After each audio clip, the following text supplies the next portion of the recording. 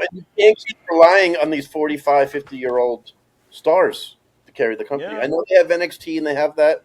Cena's going after this year. Cody's just turning 40. Roman's just turning 40. And Roman and Cody are about to go do Roman's it. already on part-time already, so He's you could already on just part-time. Cody's doing a movie with Roman coming up. That'll put him in that category. If yeah. you don't have a major star, profits will dip, like you said. What do you mean? We're getting Goldberg retirement match too. I deserve that troll. Oh.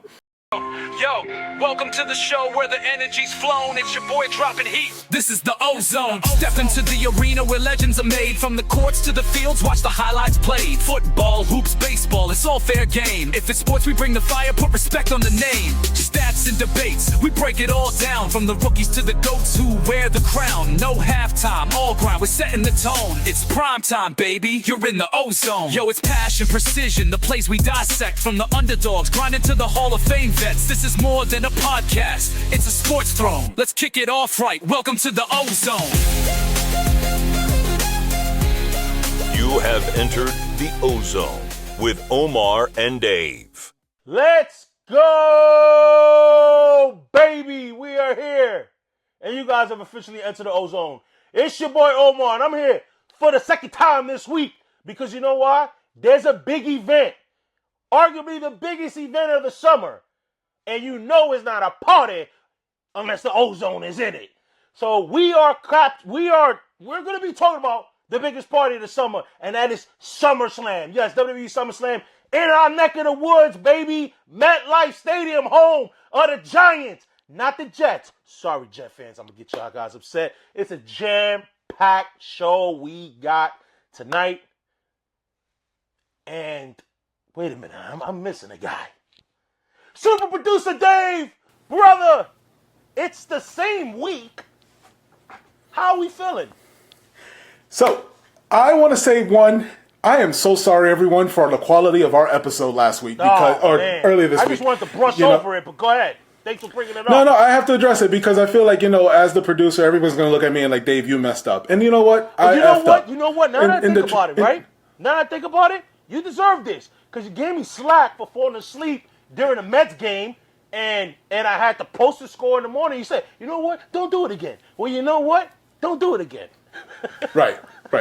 So I'll blame the servers, but I won't do it again. But yeah, brother, I am hyped to talk about SummerSlam, not the most hyped for the actual event, because honestly, bro, we're going to talk about that. We're going to talk about it. But brother, you know what? Last episode. You know what? Hold on. We got someone else to bring into this because for the first time ever on the Ozone, we have our friend from Rockin' Noles, Jeremy, joining us right now. Jeremy, how you doing? Great. Thank you so much for having me, fellas. Can you hear me? Can you hear me? Yeah, we can hear you, brother. All right, good, brother. Great honor to be here. Thank you for having me for the biggest party of the summer. No, man, thank you for being on. You know what I mean? You know what? Dave and I, when we started the Ozone, we got a lot of requests like, oh man, when can I come on? And, we had, a certain episodes limit that we wanted to cross first, make sure that Dave and I got into our rhythm before we even introduce and bring in new people. So we knew, when we were talking about the SummerSlam show, I was like, I got a guy. I got the third guy. But let's get into it, guys. I almost said WrestleMania. Summerfest, as Jeremy Piven once said. SummerSlam, guys, is August 2nd and 3rd. For the first time ever, SummerSlam will be 2 nights at MetLife Field, New Jersey, a.k.a. New York. But, guys, we're going to discuss each card. We're going to discuss night 1, night 2, and let's just discuss night 1 first. But before we get into night 1, I just want to bring up tickets and how they're going for those that in the New York or the tri-state area that is considering going, guys. According to WrestleTix right now, this is a report from 3 days ago. So far, 42,357 tickets have been sold.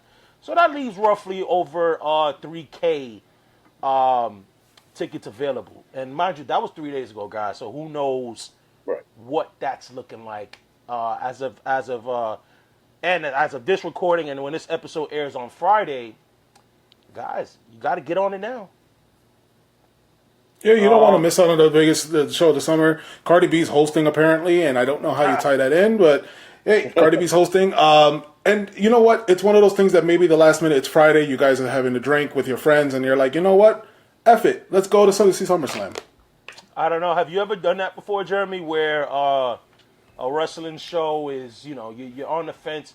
Matter of fact, you've been in Florida your whole life, Jeremy? Pretty much. All but 1 year. Have you attended the WrestleManias in the state of Florida? I know they had a couple in Miami and then some in Orlando. Yeah, I did the one in Miami, and I did one in Orlando. Yes. So were any of those last minute, like kind of something where you were on the fence and you planned those out?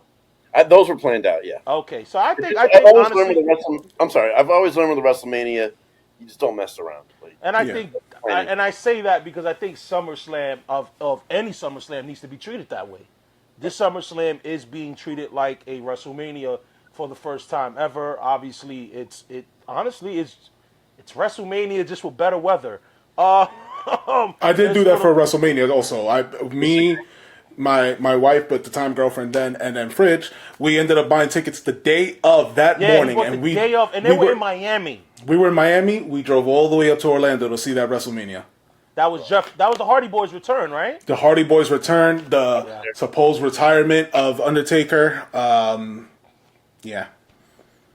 I forgot what I was going to say. Don't worry about it. We can edit. Keep going on my. I had a good thought there about WrestleManias, but yeah, please continue.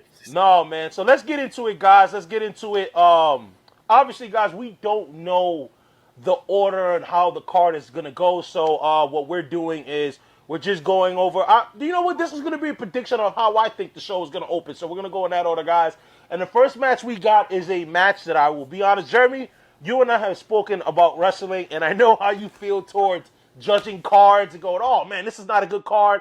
But I'll tell you this, on paper, I'm not the biggest enthusiast of this particular match, and that's Tiffany Stratton, the women's WWE Women's Champion, is going to be defending her title against Jade Cargill. And I want to preface this before I bring it over to you guys. I'm probably the biggest Jade Cargill fan. Dave knows this. That's my girl. I don't like the way she's been booked in WWE, but I am excited that she's getting a shot, but I am not confident how this match is going to go with Tiffany and Jade. Let me go. I love this match because I love the two of them. I'm a huge Tiffany fan, and I think Jade is awesome. I think this is Tiffy time. I think this is one of those rare matches where it's like, whoever goes over, I'm going to be happy with. I hope they both deliver. This is a different match for Tiffany, in my opinion, because she has been working with people that are high level veterans that can, I hate to say carry her, but in a way do. Charlotte carried her at WrestleMania. Asuka has before. She's, Trish Stratus in those tag matches. Jade can't carry her.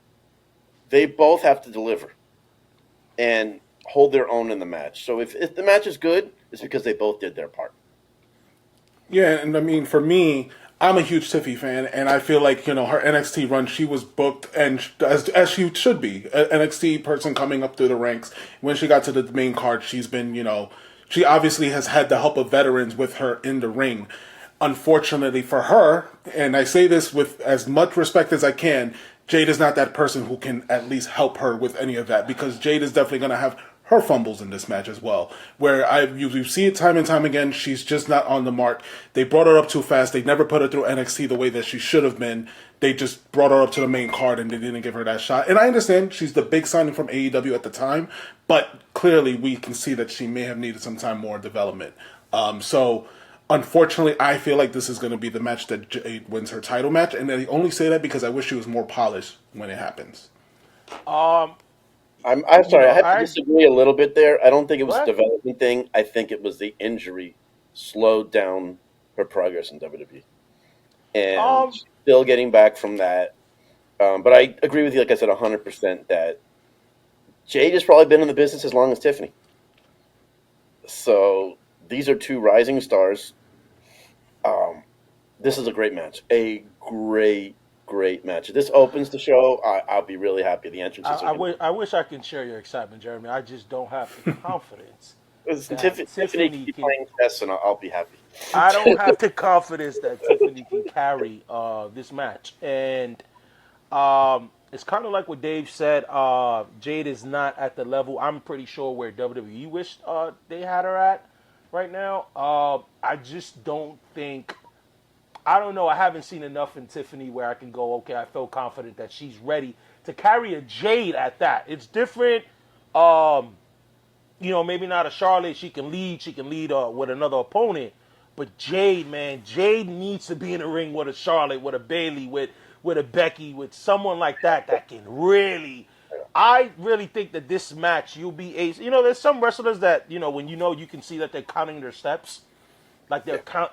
I hope not to see this, but I'm excited because I think Jade is going to win. I think Dave and I think said this a few episodes ago where we think like Jade is gonna get her quote unquote WWE moment at SummerSlam, and Vegas agrees with me right now because if you guys are into betting with wrestling, Jade, according to SE Scoops, she is a plus 600, so that is a minus 600, so she is a massive favorite.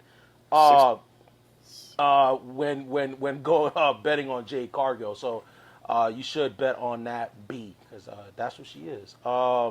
Guys, any so I think Dave, you picked who you were gonna who do you got winning? You picked Jade. I got Jade. Jeremy, who you rolling winning this match? I know I professed my love for Tiffany, but I'm a straight shooter. I got Jade winning. I think it's time to get that. And title. I told her that in the airport. I ran into her in the airport last week in New York, and she was getting Starbucks. I was getting Starbucks, and I said, "Hey, listen, big fan. I didn't mean that. I'm a fan. I'm not. I hate, but it's just you don't know what to say to them. So you go, oh, big fan. Especially in an airport. Yeah. So I said, big fan, but you're losing the strap at SummerSlam. And she told them laughed, how I feel? and she was still nice enough to take a picture with me. So shout outs to Tiffany Stratton if she's watching. But I think it's time for the Bianca Jade title. And maybe we get that. Maybe we get that because I don't know. I feel like we're slowly going to be getting a Bianca heel turn as well. So maybe I we think might Jade's get more face. So yeah, maybe we might get babyface Jade defending the title against Bianca. But let's move on, guys, because SummerSlam, as we said, is treated like WrestleMania. And with WrestleMania, we know we get stars that's outside of the wrestling world entering to the square circle. So we got, I know, David's favorite match.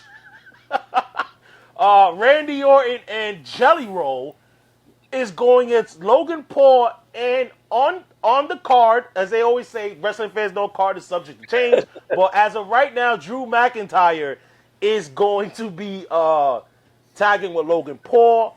And I preface that about Drew McIntyre because right now he is going on Twitter that he is stuck abroad and he cannot enter the United States. I don't know if he said he lost his passport. I think it's a work, and he'll be there. But fellas, we'll start off with you, brother. I know this is your favorite match.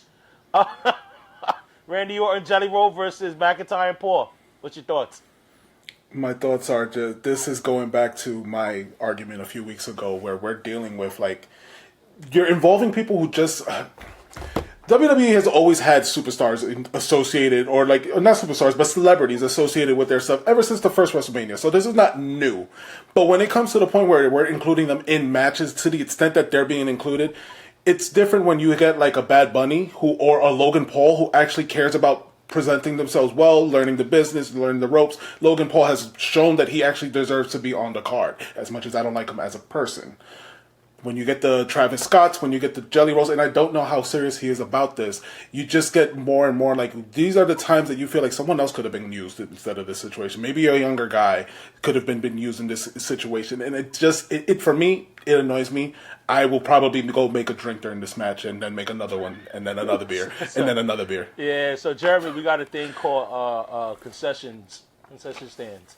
and that's Yeah, that was the usually diva match. That was the diva matches back in 20. yeah, that's usually yeah, exactly. So that's Dave's. Jeremy, what's your thoughts on this match? Dave, I swear I am not here to be like devil's advocate with you every time. I'm actually really excited for this match. Randy Orton is my favorite wrestler in wrestling right now. He's been for a long time.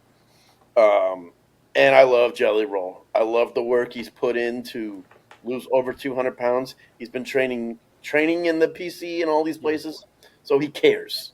He's a lifelong fan. And when they went on was it Tonight Show? Where they go? They went on They recently. were on Kimmel. He was They were on co-host of Kim. Kimmel. Yeah. But when you can go on mainstream TV and get that kind of exposure for your second biggest PLE of the year, I think it all makes sense then. I'm not asking Jelly Roll to do everything, but I know he's put in the work. He's not there just to be snooky in the ring. So I'm actually really looking forward to this match. I think they've told a good story going into it. I have other matches that'll be a drink match, concession match. This will not be one of them. This would not be. You know what? I did. You know, I had those thoughts of what Dave said about Jelly Roll, but then I did hear that he was like in Orlando. He's been training for I think like 2 months at the Performance Center. But I also agree with it. I'd rather have him be like the manager. I'd rather have him do that. I don't really care. I'm gonna be honest. Jelly Roll doesn't scream to me a guy I want to see in the ring. You know what I mean? If it was, I don't know. Like even Travis Scott, I wasn't crazy about Travis Scott being there. You know what I mean?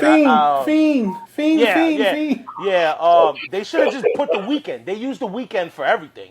Yeah, They should have just put the weekend. But I'm gonna be honest. This match really doesn't do it for me at all.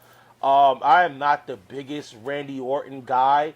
So for me to, for me to really be tapped into a Randy Orton match, I really gotta feel it. This match is just not it for me. However, I'm a big Drew McIntyre fan. I love Drew McIntyre.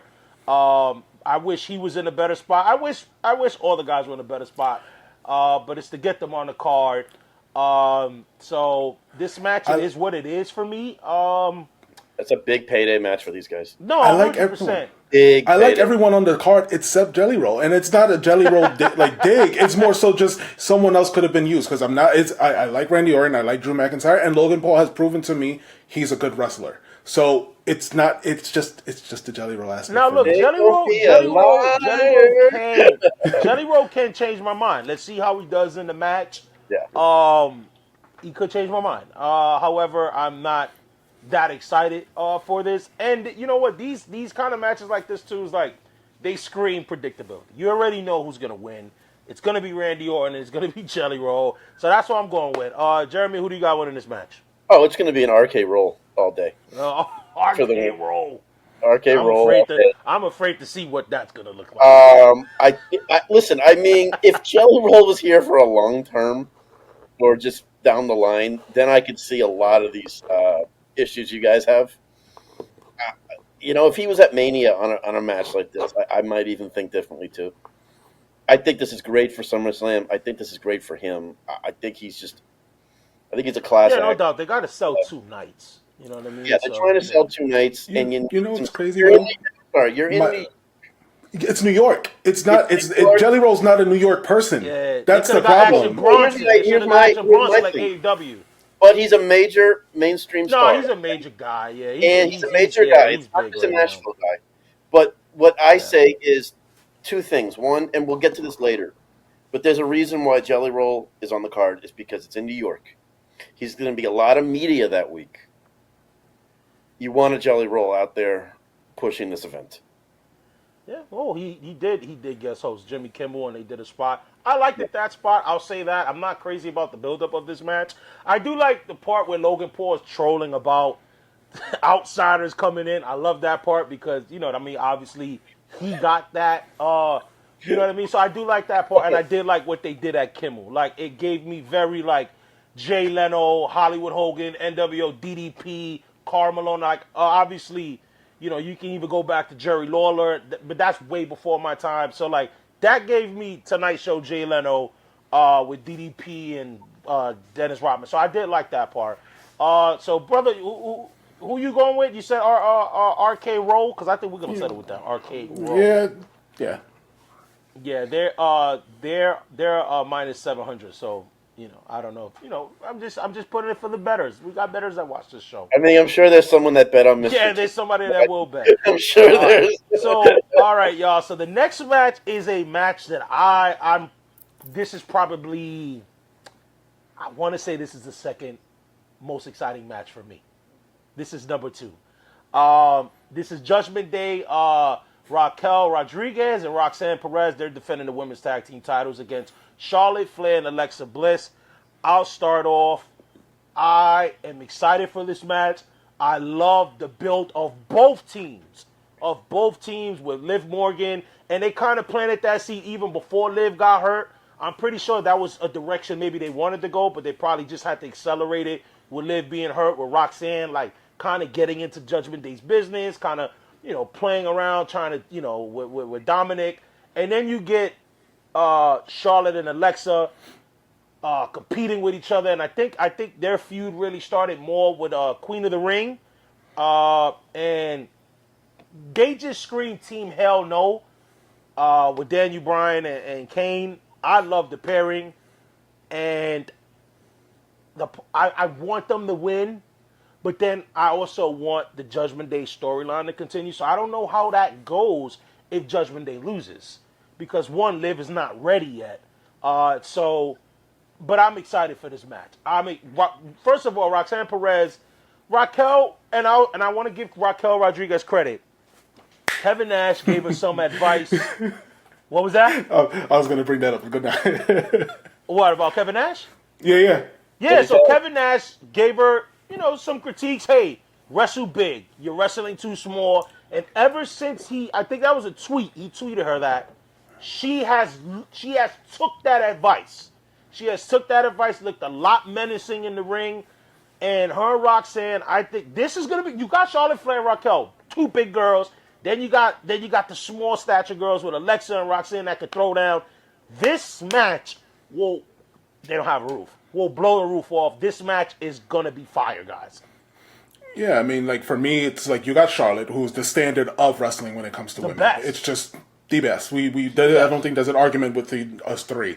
You have Alexa Bliss, who we also feel is one of those top wrestlers that we missed for some time. And then with the Judgment Day, yes, that's the point I wanted to bring up. Raquel has been looking great these last couple of weeks, ever since she got that tweet from Kevin Nash, or the advice. I don't know if it was a tweet or he said something, but the point is she has changed her, the way you look at her. Now you start looking at her like a Rhea Ripley almost, in the sense that she's the powerhouse to look at, even though she's lost to Rhea almost every time. So I love where this is going, and then Roxanne being that little thorn in the side, and just I see, if you were doing predictions early, I see them winning only because this leads to that storyline, and I see Liv Morgan just being like, "What are you doing, girl?" Yeah, Jeremy. I'm excited for this match. Charlotte and Alexa, people don't talk about, were kept apart for a long time. Mm-hmm. NXT, they never crossed paths, really. Granted, Bliss really was a valet most of her time in NXT. Yeah. And then on the main roster, Charlotte ran the blue side, Bliss ran Raw. That's why that moment where Bliss said to her, "Why don't you come talk to me, Charlotte?" was like, oh my God, they're gonna join forces. I think this is more than a filler match. This is the old school versus the new school, and it's so weird to say Bliss and Charlotte as the old school, but they really are. I love it. I love the Judgment Day aspect of it. It's the 1-year anniversary of Dom turning on Rhea at this show. Oh, that's right. I don't know Yeah, that's right. a full circle moment where he kind of has his moment with Roxanne, which they've been teasing. I like that. And I do hypotheticals a lot, so bear with me. Yeah, I like that though. It's not a bad. It's not a stretch. It's not a prediction there, but I could see that. I could see Dom playing a role in that match because he's been kind of quiet going into SummerSlam. So I got Judgment Day going over because Bliss and Charlotte. I think Charlotte's going to take some time off after SummerSlam. That was one. Brother, who do you got? I've got Judgment Day winning this one. I'm all right. I'm going to be the odd one. I'm going to pick the team of Bliss Flair. And what does Vegas tell us?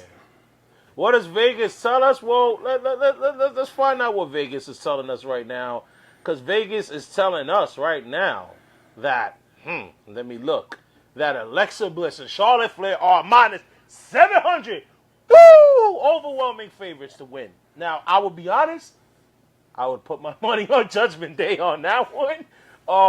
I think this match is too close for it to be that big of a favorite for And Bliss and Charlotte.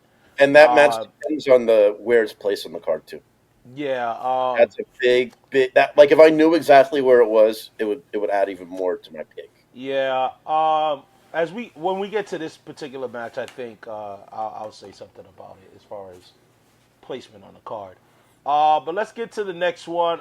This one, I think this is going to be another good match. I'm excited for the match itself.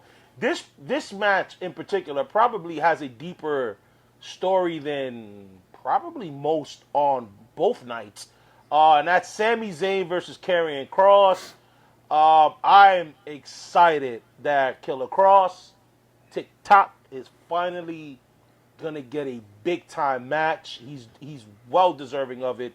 You know what I mean? He's over. I believe at one point his merch was within the top 5, or if not number 1 at one point. He's finally getting it. So he's finally getting the match. Obviously, the storyline is basically him in Sammy's head talking about the Sammy would never be a world champion and that sort of thing. And he's trying to tap into, I guess, this other side of Sammy that he's not letting out, that people haven't seen, and this is going to be a good match.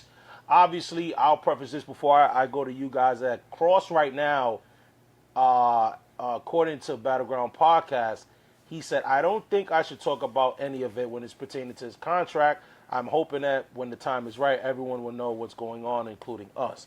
So right now, Karrion Kross has not renewed his deal. I'm not sure when his contract expires, though. So I'll look that up while you guys are talking. But I'm excited for this match. Jeremy, what do you think? I'm not going to say I'm not excited because Karrion Kross deserves his flowers, 100%. But I've seen this match how many times on Raw? So, I'm not going to complain about a match that I haven't seen before with a jelly roll in it. But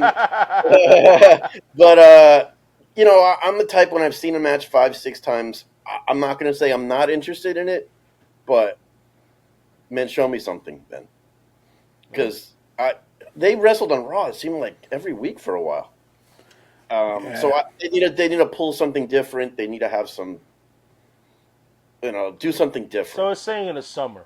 That is very vague because who knows when in the summer. But his contract is up in the summer. Okay. So for me, yes, I think this is a moment that Karrion Kross definitely deserves. And I think the contract situation, it just has to be brought up because it probably expires right after SummerSlam. So this is probably the testing grounds to see how the crowd feels about Karrion Kross. This is probably the needle that moves Sammy into the heel side again. And we've seen this many times with Karrion Kross. When he has a feud with someone, they tend to turn a little bit darker. I think the only one that didn't work was AJ Styles, if I'm not mistaken. That was the one that he didn't turn dark. But he tends to do that where he wrestles somebody and they end up going dark eventually, or heel. So I think this is for Karrion Kross. This is his moment. I think he wins this match, and I think he ends up staying with WWE. I just don't like his odds of going somewhere else and getting lost in the shuffle with some other company. So hopefully this is Karrion Kross's match. Yeah, I think if he were to go, I think he'd probably go back to Impact. I'm trying to find. But then he's still under WWE.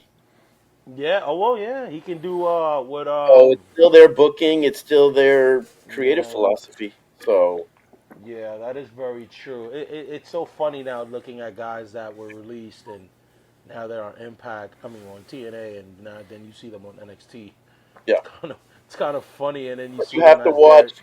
Yeah, if you have to watch Impact pay-per-views based on how WWE would book now.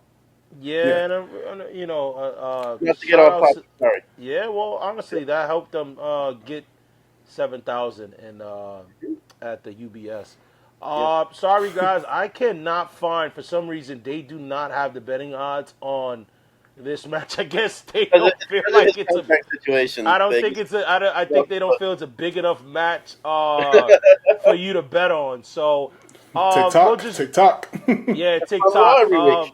Yeah, so let's just go with our predictions and winning. I think Sammy wins. I think if this contract situation it's real and they haven't signed an extension, I think this is probably just to get across this little big moment, and Sammy wins. Sammy, obviously, they have much bigger plans for Sammy than they do carrying Cross anyway, so I'll go with Sammy. You want me to go? Okay, yeah. When it comes to SummerSlam and WrestleMania, my attitude always is I really need to find a reason for the heel to win. Because SummerSlam and WrestleMania are babyface theme Yeah. nights. So on this one, I'm going to go with Sammy because they always want Sammy to be the underdog, and then he wins at the big show. And then he does nothing for a while after that. So Right. I'll go with Sammy. For me, I'm gonna go with Karrion Kross in this one, and it's because I think he stays with WWE, and I just want to see Sammy turn as a heel because I really thought you. I'm over. I just want to see Scarlett Bordeaux. I'm not Jim Ross. I'm not Jim Ross when it comes to the creepy comments. But Jerry Lawler. I thought you were going that way. All right, y'all. So let's move on, guys. Because this next match, I think, well, we don't even know. It's been teased as the main event. Now it's from what you hear from people. It might even open the show. I'll tell you this: it's gonna do one or the other. I don't think it's gonna be in between.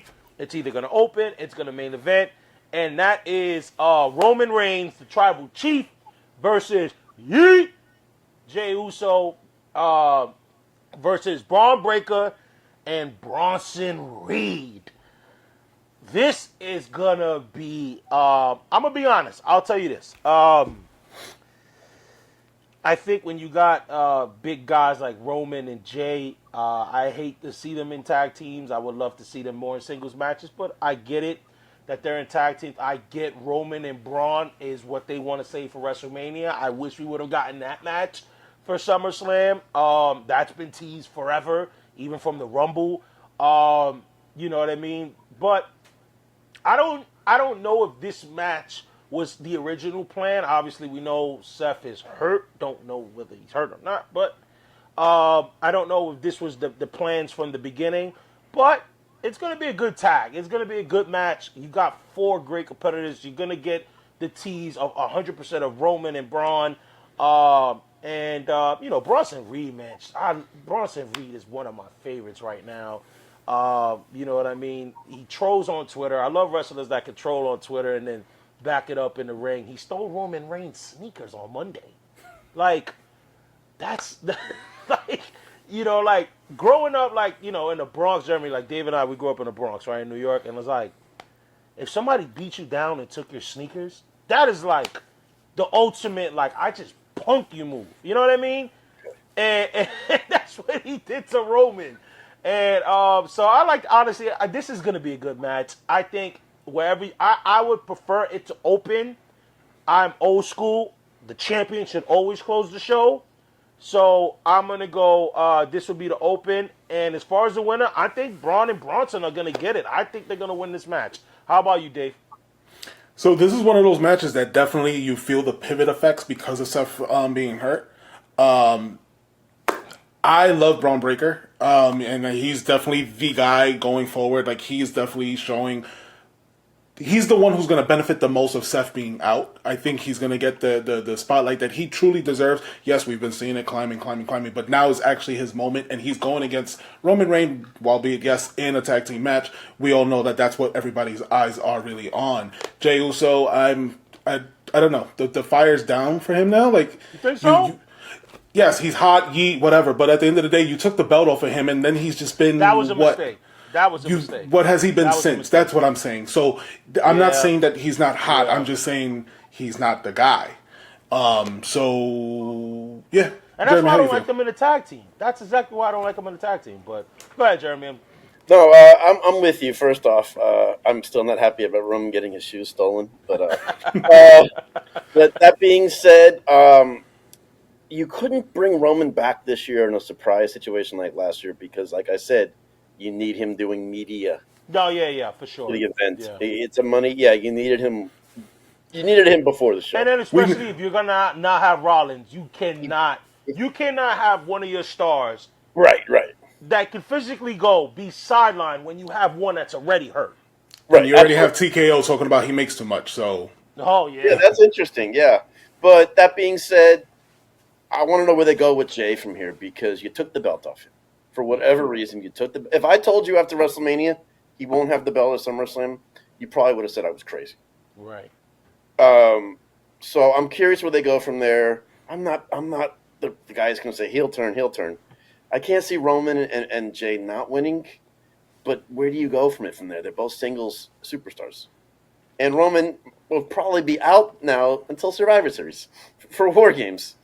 Right. So And I think that's why I'm leaning towards Braun and Bronson Reed. I'm sorry. I think something's going to happen where Braun leaves the group because I think that's gonna happen, but I don't think it's gonna happen this once you soon. brought in Bronson, Braun all of a sudden is not the heater there anymore for Yeah. Seth Rollins But you because kind of see it a little bit. You see it, he's smaller than Bronson, yeah. You and kind that of see it a little therefore bit you're that not the that heater that by definition. yeah. I just don't think it's gonna happen that soon. I think I don't know at uh SummerSlam at some point, but they need yeah. to have a twist and turn, and that is a key thing of where do they place that match. If it's middle of the show, maybe first match of the night, definitely a baby face pop to get the night started.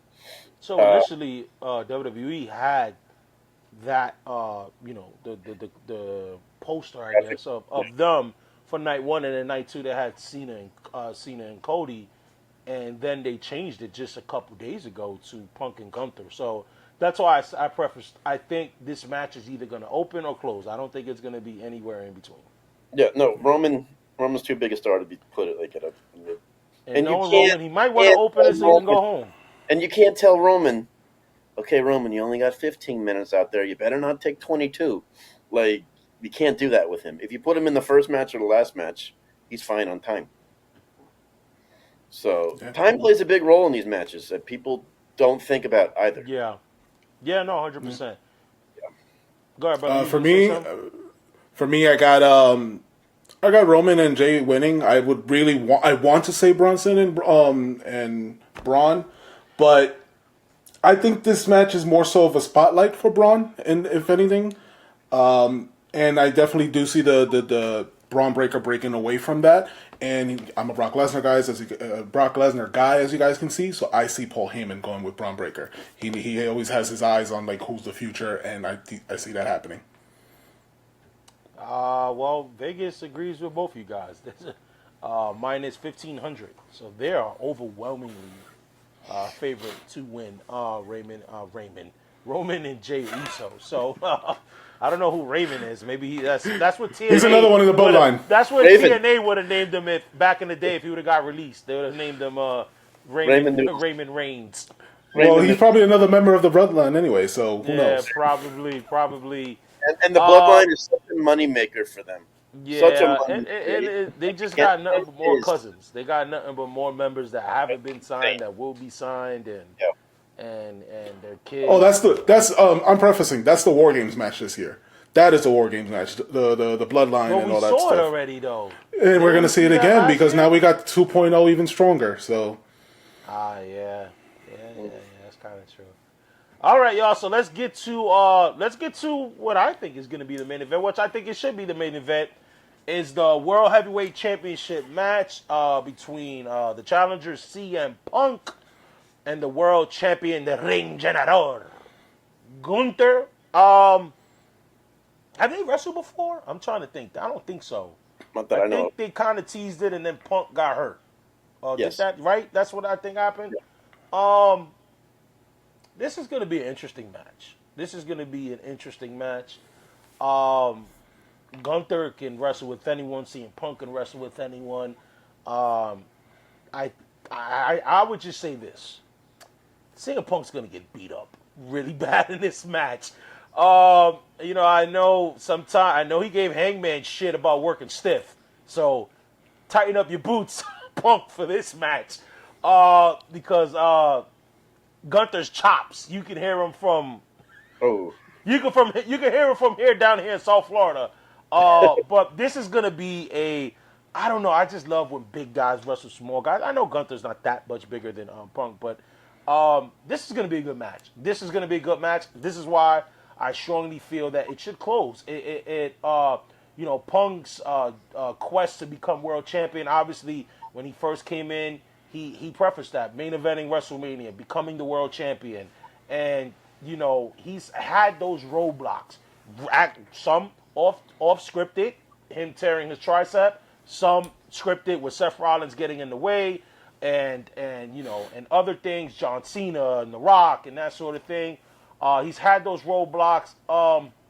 And I'm gonna be honest, I think that's why Jey Uso lost the title to Gunther, because I think this is the moment that Triple H wants to give to CM Punk, and I think CM Punk does become world champion with a caveat, because you know what, Jeremy, I did watch your live yesterday, and Stevie, right? Stevie, yeah. He had an idea that I didn't think about, didn't even cross my mind. But he mentioned about Seth Rollins, and he thinks the injury is at work. And correct me if I'm wrong. Just stop me if I'm wrong. He is. I've said it too. Okay. Let me rephrase that. A lot of people think that. He can see CM Punk having the moment very similar to Drew McIntyre, and getting it swooped right under him, with Seth Rollins playing the biggest swerve and cashing in the Money in the Bank. I wouldn't be surprised if I see it now that I've heard it. Jeremy, what do you think? I was going to talk about that, but thank you for No. saying that part. But that being said, and not to give away too much of the TV show Unreal, the new Netflix show, you got me here too, it's Triple H really wants Punk to have his moments. Mm-hmm. Very apparent in those shows. Can I give a little bit away of the show? Sure. I only watched the first 2 episodes. They're already giving it away, so you might as well give it away. I don't want to do a spoiler, but that being said, it was Triple H that was really pushing. His idea for WrestleMania was to have Punk go over against Roman and Seth for the longest time, and he said Paul Heyman's going to screw Punk, and I know I'm getting off topic here, and I apologize, but he said, and I want Punk to overcome all that and win and have his moment. And they all kind of talked him out of it, saying, well, what's the point of having Heyman turn like that for Punk to win?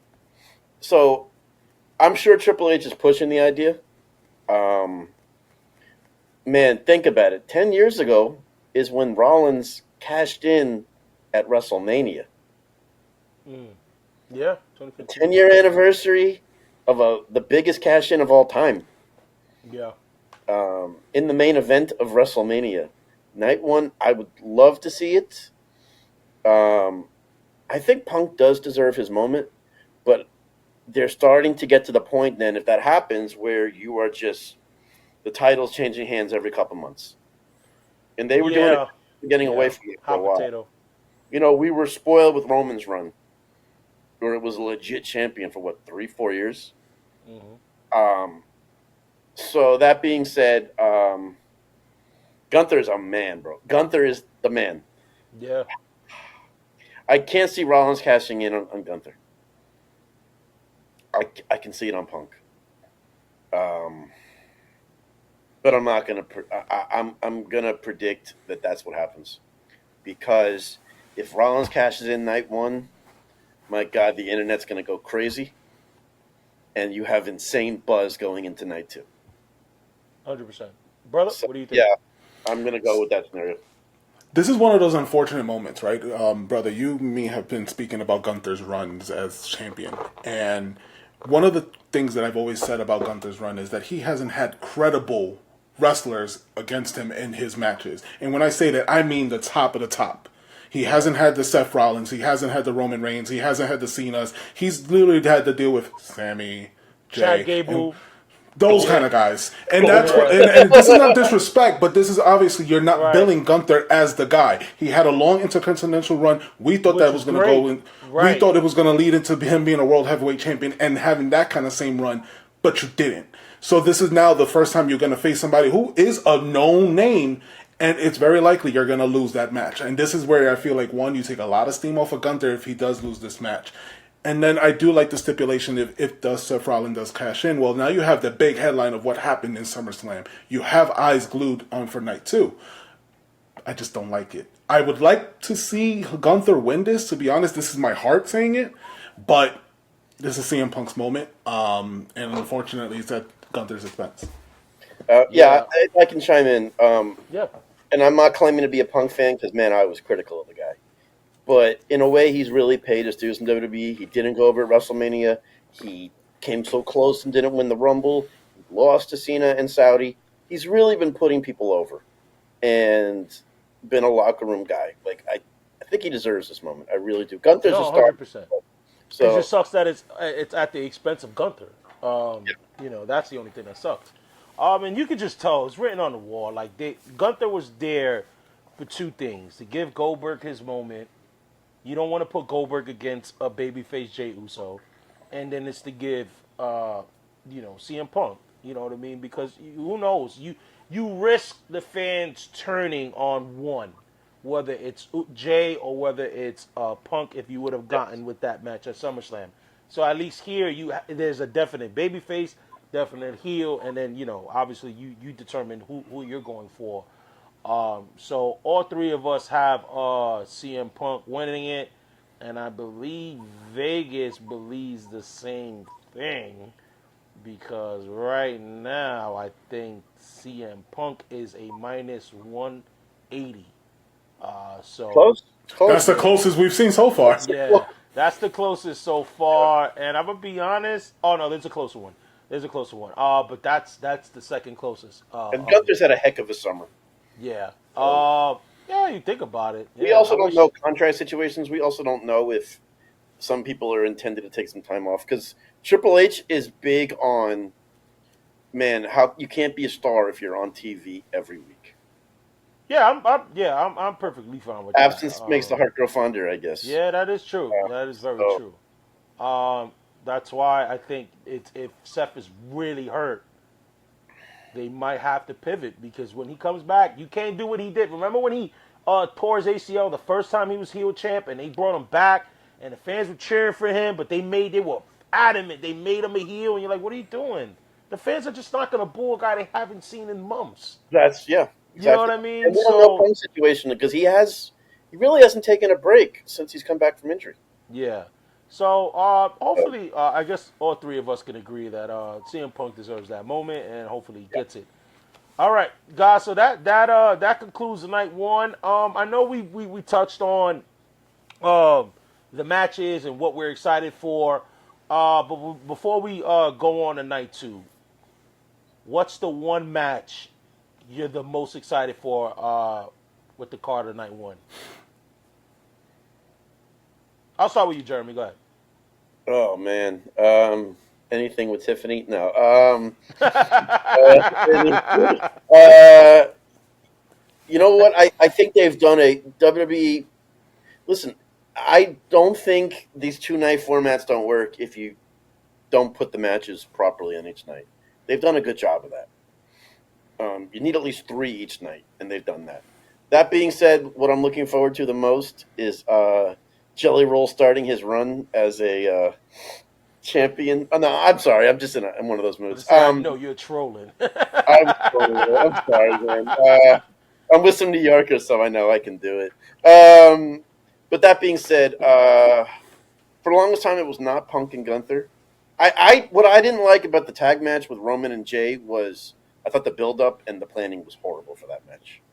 So I'm really not that excited for that match as much as I love Roman. I thought the Punk Gunther segment the other night was fantastic. It's what you need in your main event. That would make me buy a ticket last minute if I wasn't sure. I never thought I'd be saying that when Punk came back, but that's the match I'm looking forward to. Okay. What about you, brother? I know it's the biggest match, right? But My favorite out of this whole thing is the tag scene with Judgment Day and Charlotte Flair. Charlotte Flair and Alexa Bliss, because this is the moment that I feel like helps propel Judgment Day a little bit further along. They started getting stale a little bit. they did for a little time there. So I like that this is something that just can keep that steam going for Judgment Day, especially for Liv Morgan to come back and have another angle like, oh, so now you're winning with her and stuff, all that kind of thing. Yeah, I'm excited for that. That match is for me is number one, the women's tag match. I just think I just love how both teams came together, and that's what I love. But guys, let's move on to night two, because night two got some big matches.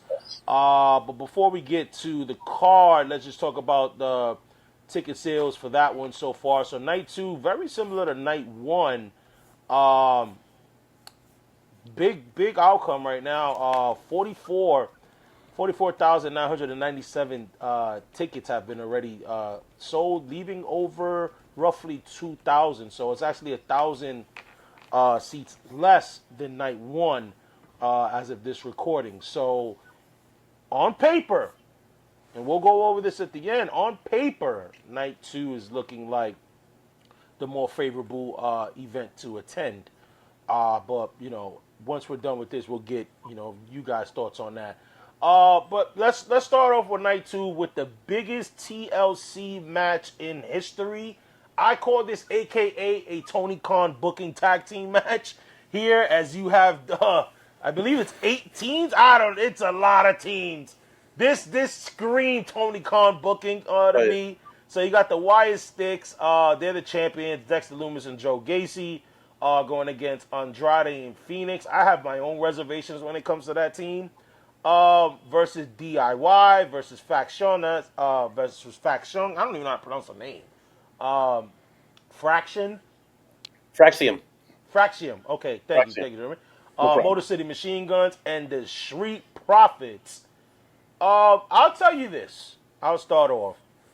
This match is going to have the craziest spots. You have Montez Ford, Phoenix, the Motor City Machine Guns. I think the only person that would be afraid to go on the ladder is Andrade, because we've seen it. He's afraid of heights in his match with Buddy Matthews in AEW, so we know he's afraid of heights. But other than that, every guy in this card is a lunatic, and we're going to see some crazy high spots. I think the Y6 are definitely losing the titles. I just don't know the who, and I'm going to go with my heart. I'm going to go with my favorite team in the match. I'm going with the Motor City Machine Guns. Brother, what's your thoughts on this match and who you got? Okay, so real quick. I'm sure, leading up to the signing of Rey Fenix and Penta, I'm sure Triple H has seen that the Lucha Bros was a thing. I'm pretty sure. And I get it. You want to build it, but why pair Rey Fenix with Andrade of all people? Just get the Lucha Bros going. Whatever. Bro, if you're going to put him in a tag team, put him with a damn tag team partner. You would think. That is like, or put him with Dragon. Is Dragon Lee hurt? Is Dragon Lee hurt? I'm not sure. Well, Penta was due for surgery on that bicep. Well, whatever. I would have just had Phoenix as the same. Right. Star, go ahead, bro. I would have just put someone else with Andrade. I don't know. Yeah, He's always that guy. Yeah. Plug and play. I don't know. This match, I got Street Profits winning. And, kudos to WWE to remembering that they can defend their belts on PLEs. Well, yeah. Because it's been some Dave time. And I have a thing about, Dave actually looked it up, and it was, I don't know the exact length, but it was a long time that the tag titles have been defended on the PLE. That was a big talk at WrestleMania weekend. Yeah, they were all. They had to do it. Yeah, that was something that we brought up. They saved it for Monday. They saved it from the Monday Night Raw after They put the Street WrestleMania. Profits that Friday. Right. They put them that Friday in a SmackDown. So, yeah, at least they're getting love. And, so you got Street Profits, brother? I would like Street Profits. What, you got any thoughts on the match itself, or is just... Looking for the spots. TLC, so it's going to be it's good. TLC, just looking for the spots. It's TLC, yeah. Jeremy, what's your thoughts on the match and who you got? I'm curious to see if that is the first match of the night. That is the definition of a follow that match. Yeah, yeah, Um, that would be a great opener. That one. that has to That be would the be a opener. great It has opener. to be. There's no Yeah. way you can't have that as the opener unless you just got to have Dom out there first thing. So that being said, I always say, man, you start off with a babyface pop. I gotta go with Motor City Machine Guns. I like that. I'm just going. Either I wouldn't be mad if the Street Profits won, No, they deserve it. but I would like the Motor City Machine Guns because I want to see Montez Ford be a single star so bad. Yeah. He is everything that Triple H thinks Carmelo Hayes is, and and Montez Ford deserves. Man, this guy got charisma oozing, as the young kids would say. He's got the aura. But being Bianca's husband doesn't help him. Yeah. She's a megastar. Yeah, that's kind of true. But it works for Becky. Well, then again, Becky was a star before. Becky already was, Before linking up with was with Seth. Seth. Oh man, are we calling Montez Ford Chris Candido? No. No. But think of Montez Ford. Like, look at the run that Trick Williams is having, and now just flip it. Yeah, Think of how amazing Montez Ford would be in that kind of spot. yeah. I love that whip, that trick chant. That's I don't know. I mean, Trick on the mic is gold. Montez does not have his skills on the mic. You don't think so? Oh, I got to disagree with Compared that. to Trick? Montez No. Ford is a I think Montez hasn't had that opportunity. He's got charisma. No arguments there. But Trick on the mic, man. They're he both got this good, Taker but- the other night. but then Montez Ford, I think, is a better wrestler. Though. Well, that's a different story. Yeah. They don't always go by that. They go by what sells. But I think Montez Ford can sell. I can see if. And Now, Trick has the look. I would say this Trick Williams ended up being a better He's in better I as a think heel. all categories than Carmelo Hayes, and he was Carmelo Hayes' Like, valet, if you want to say. But Montez Ford, we could have a little debate on that one there, Jeremy. We could on another. Maybe I'll go on your show and we can. Yeah. We can I'm get throwing on a the little challenge out. debate on. I'll send you the link. You should show up. Yeah, the Ozone is gonna have to crash the Rock and Nose live. Please. Which is every you do it. Wednesday at 8 o'clock. So shout out to Jeremy though, because we are recording on a Wednesday night. So Jeremy did push up his live one night to be with us. So My thanks a pleasure. lot for that, Jeremy. Let's get to the next match because this match is you just kind of teased it as you would think if this TLC match doesn't open, this coming match should, and that's the Intercontinental Championship match with the phenomenal AJ Styles challenging for the IC title against Intercontinental Champion Dominic Mysterio. Jeremy, we'll start with you, bro. What do you think of this match? Who you got? I think this one's pretty self-explanatory. I think AJ's on. Every time I think AJ's on a retirement tour, he goes another 4 or 5 years. Right. So that being said, I still got Dom. I mean, I know how over he is. In Vegas all weekend, it was dirty, Dom, dirty. But that being said, I don't know if you guys saw the pop when he made that run in the other night in AAA. Oh, we saw it. That was Stone Cold in the 90s type pop. Road Warriors, all those guys. He has got nuclear pop.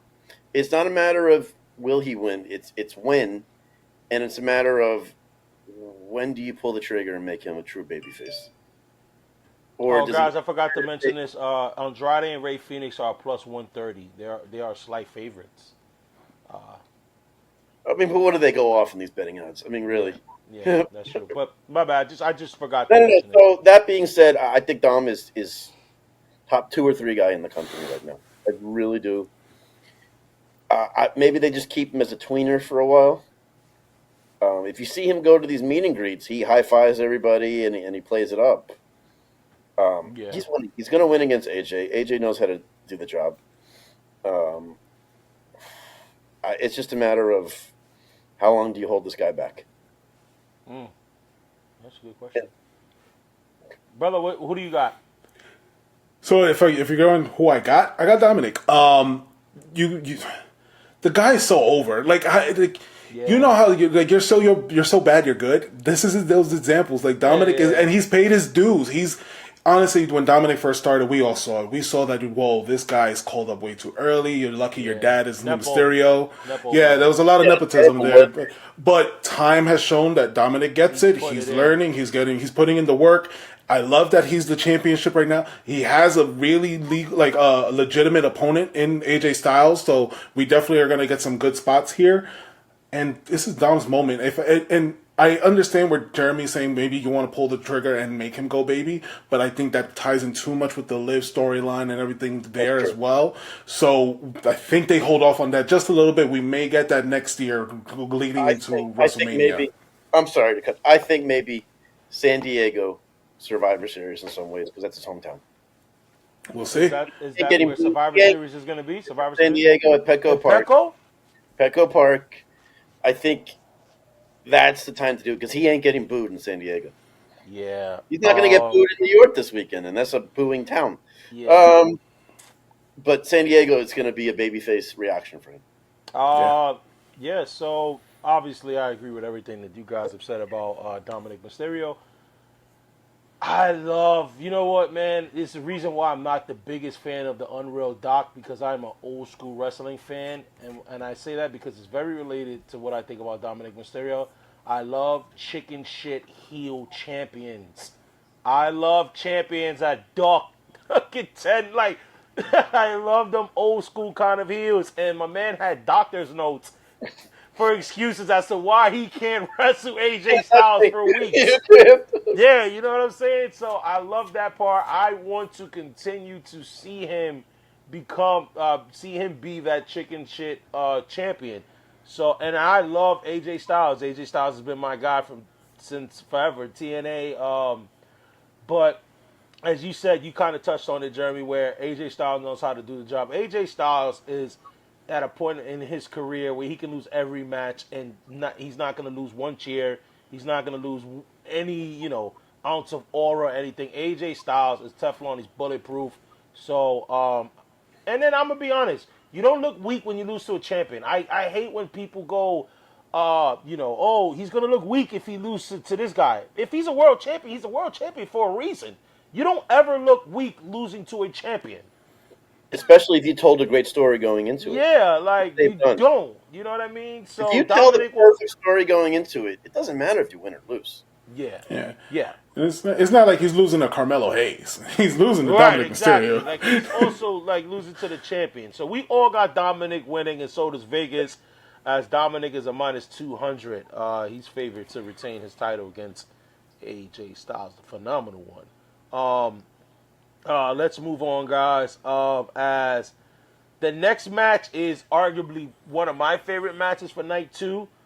We talked about stories, and this one has a story going into it, and that is the cage match for the United States Championship. Solo Sikoa, the champion, will be defending the U.S. title against Jacob Fatu, the Samoan Werewolf.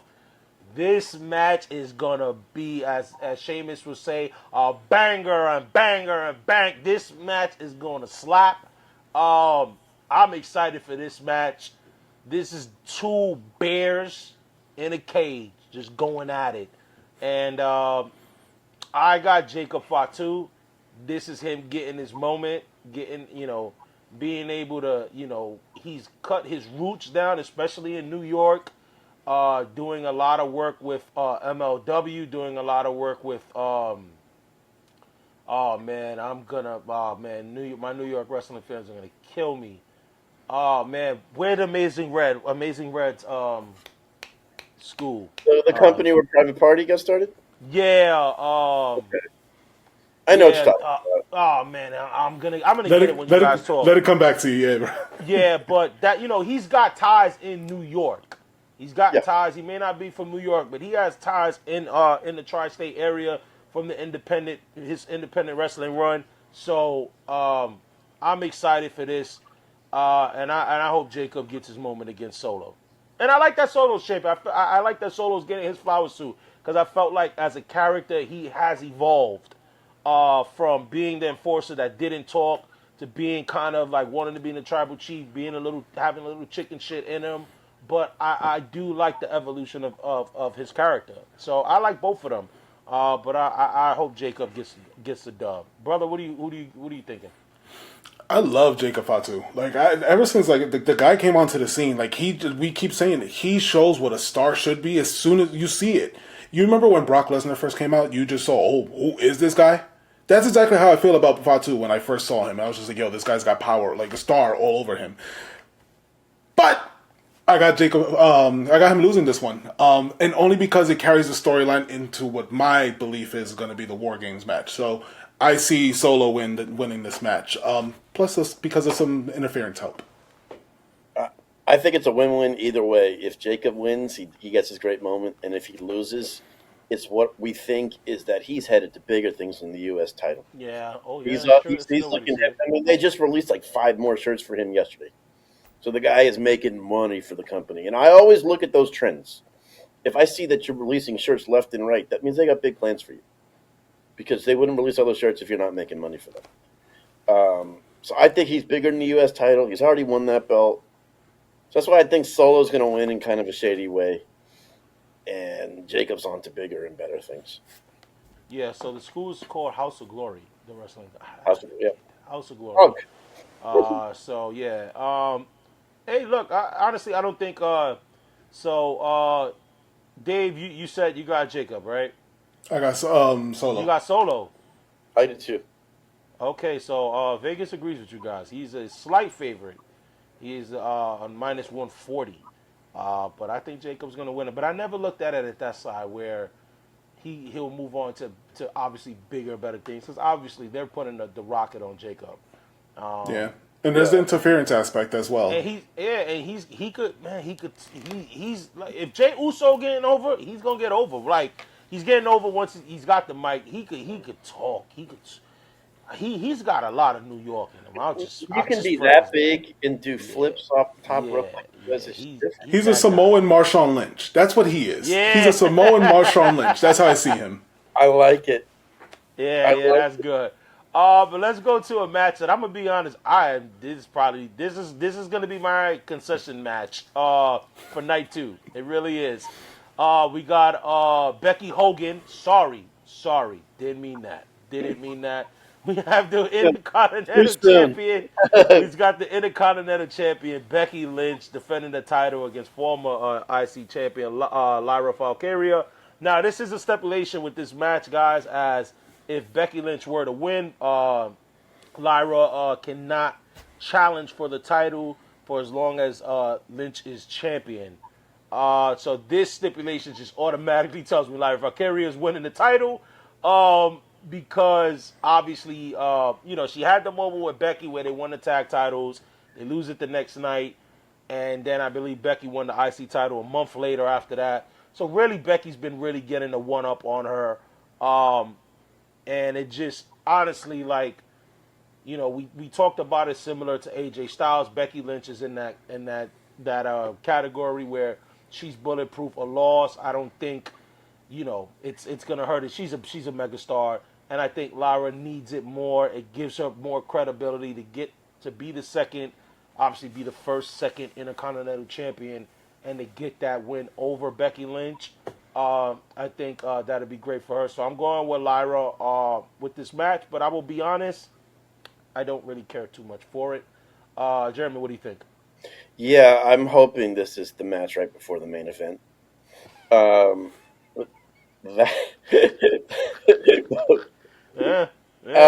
that being said, this is a passing of the torch match to me. Not saying Lyra is going to get the torch and run with it forever, but I think Becky doesn't have time to be in a main event storyline with her movie schedule these days. Yeah. Everything. She was just in Happy Gilmore too, so this is good PR for her to do this match. That's how I'm seeing it. So I've got Lyra. Unfortunately, I don't like Lyra. I don't know what it is about the girl. I'm not a big fan. Her workout regimen is crazy. Her cardio in the ring is insane. What she did with Sheamus I love Sheamus YouTube. He works out with the wrestlers and he copies their workouts. Her workouts is insane. I'll give her that, but like you said, brother, I'm not crazy about her though. But go I'm ahead, not. continue, brother. So I'm not into her, and I don't know what it is. Maybe she has to change her whole gimmick and everything. But I'm just like I'm bored Yeah, whenever I lose the watch it. feathers. Lose the damn Lose the feathers. I don't know. I don't like it, and this is a match that she's gonna win, unfortunately, because I don't want to see her win. Maybe add that stipulation, make her change her look and everything with that. They could have done so much with this match being in New York with the feathers, been like a New York, Broadway, just do something with it to make it I don't interesting. know. I don't She gonna know. come as a New York pigeon. New York. She might. She might. Don't tempt them. Don't tempt them. Honestly, like yeah, I see Lyra winning, unfortunately. And I only say that because if she had lost, this could have led to her changing her look and image. Yeah, but Vegas agrees with us all as Lyra is a minus 200, so she's favored to win. Now, this women's match I'm very excited for because it has my favorite, and I love Rhea Ripley, but she's not my favorite. I'm talking about Io Sky, triple threat, Io Sky, Rhea Ripley, and the women's world champion, Naomi. Um, this is going to be a good match. Obviously, they tear it up. Naomi's so underrated when you talk about the women and in the ring. And, you always talk about Charlotte and even Sasha Banks at that time and that sort of stuff. But the growth of Naomi from being a funkadactyl dancer to what she is now and always like living up to the gimmick, always working on the gimmick. And now she's kind of stepped away from the glow and now got into this cautious, like bad, mean biatch. And I love it. I love it. Rhea Ripley right now is arguably one of the biggest stars in the company, not just women stars. And I think Io is just. I love Io. I've never seen a bad Io match. That's my thing. That's my thing when Io gets crazy. This is gonna be such a good match. I think these three women are gonna tear it up. But I do think Naomi finds a way to slither herself in and get the victory to hold on to her title. I think she deserves it more than anything to keep it. And I'm gonna go with Naomi in this match, brother. Who you got? What's your thoughts on this match? This is one of those matches where it doesn't hurt Rhea if she loses. Like she's also reached that level where she can wait a little bit longer to get the belt on her. I'd love to see what her because they tore it down. Rhea and Io in that last match, they did. It was amazing up until that she cashed in Naomi. So Rhea, I feel like can afford the loss. Trent Grissom just tied the game 8th inning. Yes, I did that. You know what? I did it on purpose because I rewatched our WrestleMania, and it was something that the Yankees did in the 8th inning that I stopped. I cut you off, brother, and I was like, hey, you know what? I might as well do it again. Flashback. I'm gonna have like the gray thing of trauma going on. No, honestly, I think this is Naomi's match to win, and she definitely needs to carry this just a little bit more longer. She is a transitional champion, but are you really a transitional champion if you held the belt more than one PLE? Yeah, but I gotta say no because she's won the Money in the Bank, and I would hate for you to just use the Money in the Bank for that to put the title on her for to just drop it in a month. Yeah, we thought she was. We thought she was going to be that transition, but I think she holds Rhea it. doesn't need the title. No, not now. Neither does Io. And I think, Jeremy, you mentioned with the time off thing.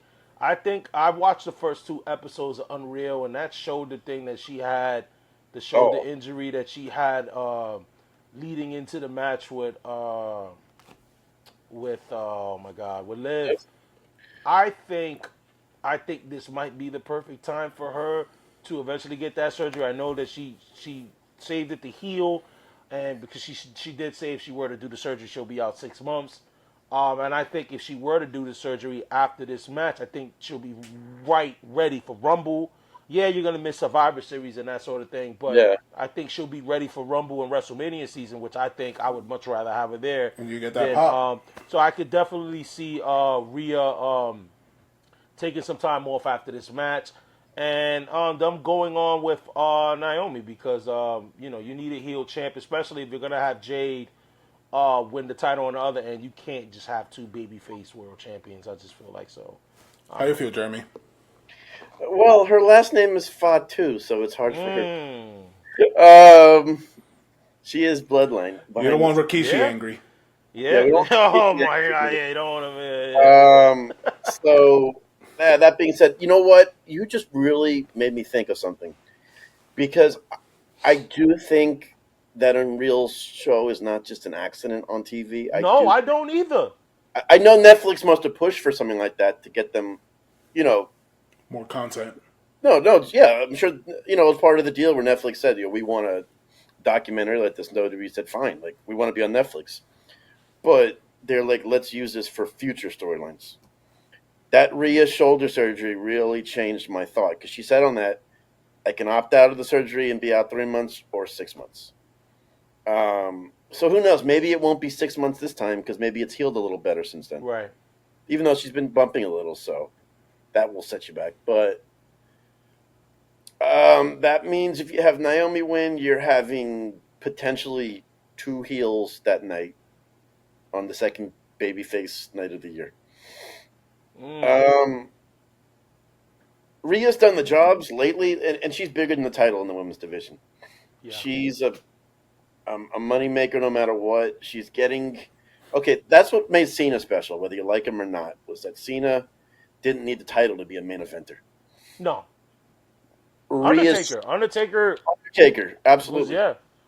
Hogan at one time. Yeah. Rhea is starting to get to that category. So, that point you made me change my mind. I got to go with Naomi Fatu.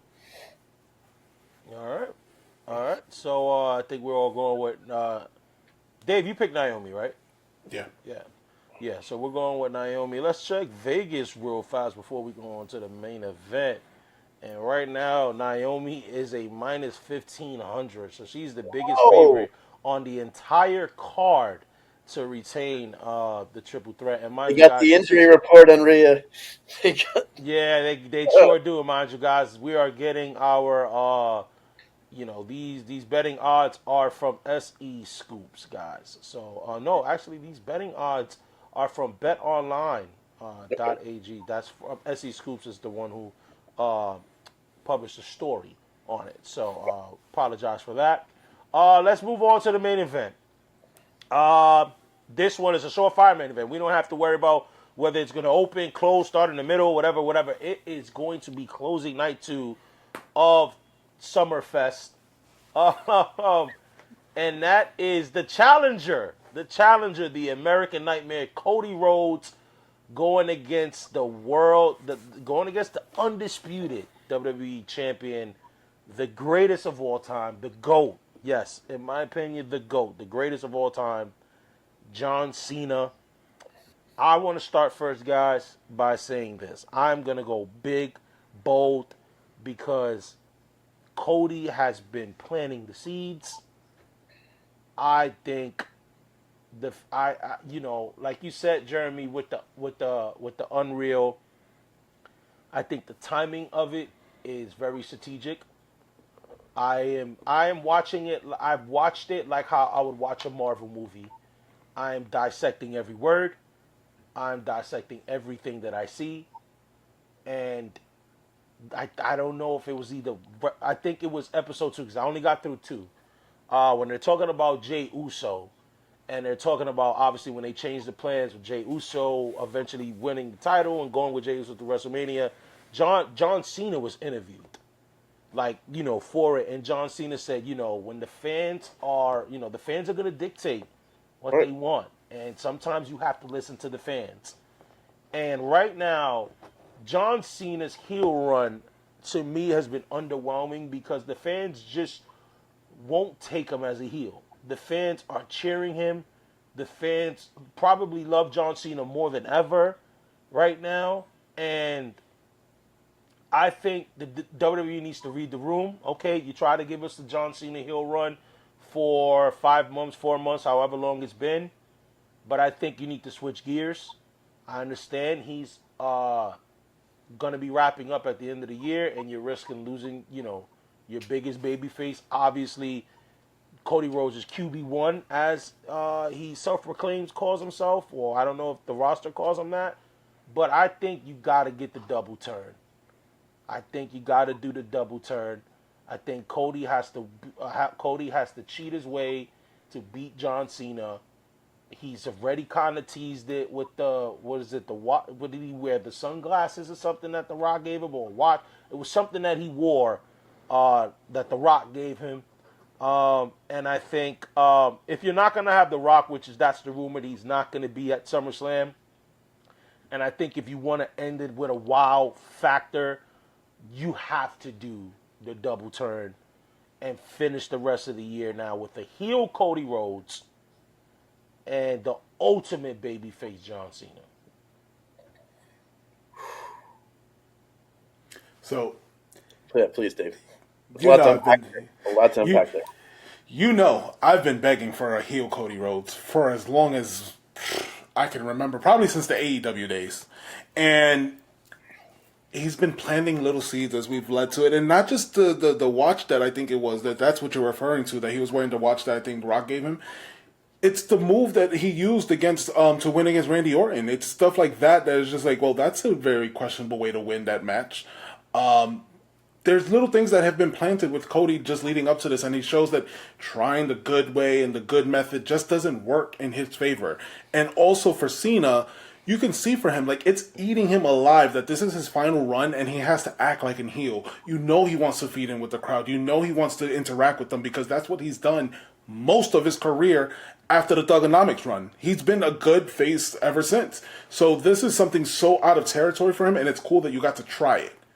And kudos for sticking with it for as long as you did. But I think it is time to just flip the script and have Cody win as a heel, making a move that just makes you think, oh my God, did he really just do that? But then also, oh yay, we love John Cena again, and we can actually, have to deal with this heel run no more. Jeremy, what are your thoughts? I mean, Cody has dropped a lot of hints, even at the Fanatics event. I think he did a Q&A, and he touched on that topic. And Cody is very strategic, how he does everything. You learn from the best. I don't think Cena's hating this heel run. I think it was something he really wanted to do, or he wouldn't be doing it. Because he has final say on his character. It makes sense. I think you can't do it without The Rock being there. That's my holdup. When you said that The Rock is not slated to be there, That's the rumor. he has his moment with Travis Scott, which means he's going to be there. If they say he's not going to be there, he's going to be there. Because they said he was going to be there for Mania, and he didn't show up. And he didn't show up. Yeah, right. I mean, they even sold T-shirts at WrestleMania that said, "Finally, The Rock has come back." Yes, they did. I saw the picture. So, I think it's a full circle. Rock's a long gamer. He has made that clear. When he came out of Bad Blood and did the finger thing, there was a meaning behind it, which led into Toronto with Cena. If Rock is there, you can almost guarantee a double turn. Travis Scott, I think, is scheduled to be there. I think he's done. From what I you're think he's hearing, done. that I think, what you're hearing that he didn't take it serious, unlike Jelly Roll, who has taken it serious, or Joe Society. Travis Scott's been a complete opposite. Travis Scott has been a complete opposite. Some were saying that he just doesn't get it, and they're saying that it was more favor to one of the CEOs of TKO more than anything. So, Really? it sucks because Travis Scott, I truly think is a wrestling fan. He loved doing what he did before. Yeah, but I'm pretty sure there's some business stuff that that maybe rubbed WWE the wrong way. Let's just put it at that. It could be. I'm just saying. I think that would be great. Then that would also make me reflect on the Punk Gunther. If Punk closes out night one, I can see this Cody turn night two. Cody, people forget how damn good of a heel he is. When he was in Ring of Honor, Impact, and New Japan, the guy is so good as a heel. And I think there's a shelf life as a face of the company type guy. That's the thing is, if you turn Cody heel and Roman's on break all the time, you don't have a true baby face right now as the face of the company. Well, That's I'll say this. It's not like they're super strict with who can go on which show. They easily plan Jey No, Uso. but you still have to have the guy. Yeah, you can They have play Jey Uso maybe. You can maybe move Jey Uso. Jay, You can have Jacob Jay runs, Fatu. right, but face of the company, Fatu. No, yeah, that maybe That's Jey different. Uso. Face of the company is a whole different ballgame Yeah, than just a top guy. Jey Uso has run hot and cold. You can't yeah, ask him to be the face of the company when you just took the belt off him after 3 months. yeah. That's true. I do say So this though, you still have the few months still left of John Cena, so you have faced Cena at least to combat that for at least the rest of the year. and you know he was Yeah, not going to finish out the rest of till December as a heel. Yeah. It So was yeah. if you That's get a heel yeah, Cody, then you at least have Cena to combat that at least for the rest of the yeah to year. combat that. You know he was going to end his time as a baby. yeah. Yeah, Because there's no way. and I don't see him Yeah. carrying the title all the way to his final run. No, of course Yeah. not. So If And you're then gonna we do it, also do it know now. his schedule got light in July and that stuff, so he's been able to do more.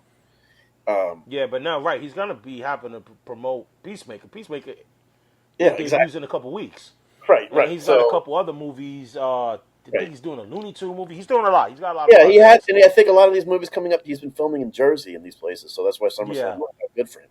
Oh, so it's made it easy for him. Yeah, Got it. so, but Well, that being said, I would love to see that, and I always say, if done right. yeah, it's done right. They Obviously, did the heel turn of the century this year. the greatest double turn in history we all know is Stone Cold and Of the course, greatest of but all that time, being Bret the said, Hitman Hart. arguably one of the biggest heel turns of all time, John Cena turning heel, has been done this year. If you do it with Cody this year, it could minimize the impact because it's still not going to be as good as that. I think if anything, it has showed that that Cena's heel turn was not a bad idea, but I don't think it's been uh, bad. I don't. I don't think so either. But I think if you do the double turn in SummerSlam, it has showed that, you know what, maybe we weren't, maybe we didn't execute it as best as we could have. I think the I think turn they was did. right. I think they did because if they had turned his gear, turned his music, they're still selling his shirt, his same stuff like hotcakes. That's all that No, matters. 100%. Also, if you get that double turn, I don't think we get that interference from Seth to cash in. I think it's just No, I Punk think wins and he- that's it. Yeah, Punk wins the match. You get heel Cody arms raised by the Rock. Right. So you don't get the Seth moment if you get also the double turn. Oh, I You're not get going what to you're close out saying. both Got nights it, with got it, Seth got it, got it, cashing got in it. and that. Yeah, you can't have two heel endings, Two for heel. your SummerSlam. Man, why yeah. not? Triple H is trying to be Because different. this is the system that keeps on running. It doesn't matter if it's Vince McMahon or Triple H. We're still going to get the same stuff. It's TKO. TKO also isn't thinking like wrestling. They're thinking what's best for business. No, 100%. This is their they're saying. I think what Dave's trying to say is, are you going to close out both nights with a heel champion? No, yeah, I get that part. Now, if it's us running, if it's the IWC, if it's any fans running it, yes, we run it that way, and we say, yep, your heels end up, closing out both your nights. Unfortunately, that's not the way that the system works. So if we do get a baby face, CM Punk ending in confetti, show's over. Then you think we get the double turn from Cody? It's a possibility. But that being said, you ended WrestleMania Night 2 on a very somber heel.